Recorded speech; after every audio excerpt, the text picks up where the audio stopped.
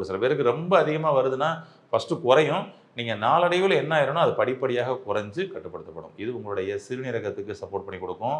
அப்புறம் ரத்தத்தில் இருக்கக்கூடிய தேவையில்லாத அந்த குளுக்கோஸை கட்டுப்படுத்துறதுக்கு சரிங்களா, அதை கிளியர் பண்ணுறதுக்கும் இவர் சப்போர்ட் பண்ணி கொடுப்பாரு. நாவல் பழ கொட்டை வந்து பார்த்தீங்கன்னா இன்றைக்கி பவுடராகவே கிடைக்குது. நாவல் பழ கொட்டை சூரணம் அப்படின்னே கிடைக்கும் உங்களுக்கு. இந்த நாவல் பழ கொட்டையினுடைய சூரணத்தை வாங்கிக்கோங்க. வாங்கிட்டு நைட்டு படுக்க போகிறதுக்கு அரை மணி நேரத்துக்கு முன்னாடி சரிங்களா, ஒரு டம்ளர் வெது வெதுப்பான தண்ணி, ஒரு அரை ஸ்பூன் இந்த நாவல் பழ கொட்டையினுடைய சூரணம் எடுத்து போட்டு கலந்துட்டு அதை அப்படியே சாப்பிட்ருங்க. சாப்பிட்டு 1/2 hour கழிச்சு தான் நீங்கள் படுக்கணும். ஓகேங்களா, அந்த 1/2 hour சும்மா லைட்டாக அப்படியே உட்காந்துருக்கலாம், கொஞ்சம் நடக்கலாம், ஒரு யூரின் வரும், யூரின் போயிட்டு அதுக்கப்புறம் போய் படுங்க.